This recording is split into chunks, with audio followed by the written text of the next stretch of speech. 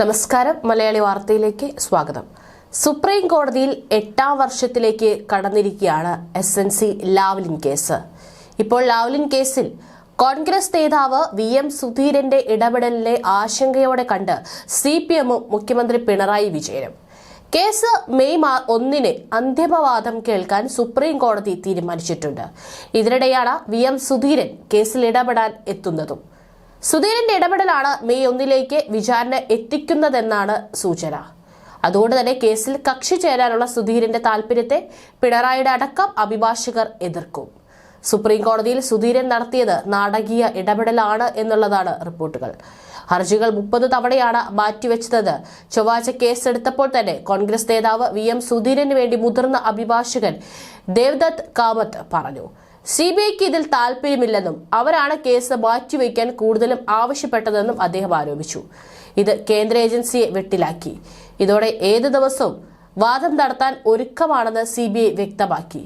കോടതിക്കും ഉദാര സമീപനമാണെന്നാണോ പറയുന്നതെന്നും കാമത്തിനോട് justice Suryakant ചോദിക്കുകയും ചെയ്തു.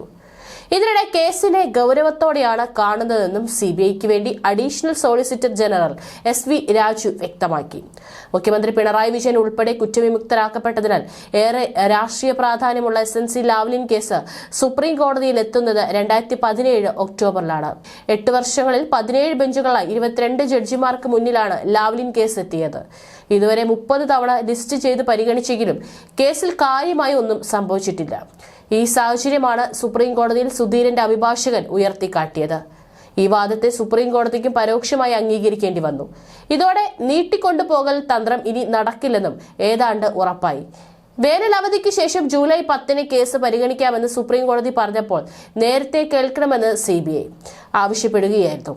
എന്നാൽ മറ്റു കേസുകളുടെ ബാഹുല്യം കാരണം CBI ആവശ്യപ്പെട്ടതുപോലെ മാർച്ചിലോ ഏപ്രിലോ സാധിക്കില്ലെന്ന് വ്യക്തമാക്കിയാണ് മെയിൽ പരിഗണിക്കാൻ ജസ്റ്റിസുമാരായ സൂര്യകാന്ത്, KV വിശ്വനാഥൻ എന്നിവരുടെ ബെഞ്ച് തീരുമാനിച്ചത്. ഇതിനു പിന്നിൽ സുധീരന്റെ ഇടപെടലാണ്. മെയിൽ കേസ് പരിഗണിക്കുമ്പോൾ വാദം കേൾക്കേണ്ട സാഹചര്യമാണ് ഇതുണ്ടാക്കുന്നത്. അതിനിടെ സുധീരനെ കേസിലെ മറ്റു കക്ഷികൾ എതിർക്കുകയും ചെയ്തു. അടുത്ത പരിഗണനാ ദിവസം പിണറായിയുടെ അഭിഭാഷകരും അതിശക്തമായി തന്നെ സുധീരന്റെ വിഷയത്തിൽ നിലപാട് എടുക്കും. VM സുധീരൻ കേസിൽ കക്ഷിയല്ലെന്ന് KG രാജശേഖരൻ നായർക്ക് വേണ്ടി മുതിർന്ന അഭിഭാഷകൻ രാഘേന്ദ്ര ബസന്ത് പറഞ്ഞു. തുടർന്ന് കേസിൽ കക്ഷി ചേരാനുള്ള സുധീരന്റെ ആവശ്യം മെയ് 7 പരിഗണിക്കാമെന്ന് സുപ്രീം കോടതി വ്യക്തമാക്കി. ഈ വാദത്തിൽ സുധീരനെ എതിർക്കാനുള്ള തന്ത്രങ്ങൾ പിണറായിയുടെ അഭിഭാഷകനും അവതരിപ്പിക്കും. വൈദ്യുതി മന്ത്രിയായിരുന്ന പിണറായി വിജയൻ, ഊർജ്ജ വകുപ്പ് മുൻ സെക്രട്ടറി K മോഹനചന്ദ്രൻ, മുൻ ജോയിന്റ് സെക്രട്ടറി A ഫ്രാൻസിസ് എന്നിവരെ ഹൈക്കോടതി കുറ്റവിമുക്തനാക്കിയതിനെതിരെ CBI നൽകിയ അപ്പീലാണ് സുപ്രീം കോടതിക്ക് മുൻപാകെയുള്ളത്.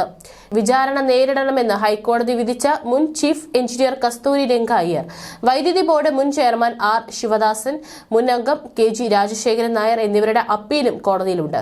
കേസിൽ കക്ഷിയല്ലാത്ത തന്നെ പ്രത്യേക അനുമതി ഹർജി ഫയൽ ചെയ്യാൻ അനുവദിക്കണമെന്ന് ആവശ്യപ്പെട്ടാണ് സുധീരൻ ഹർജി സമർപ്പിച്ചിരിക്കുന്നത്.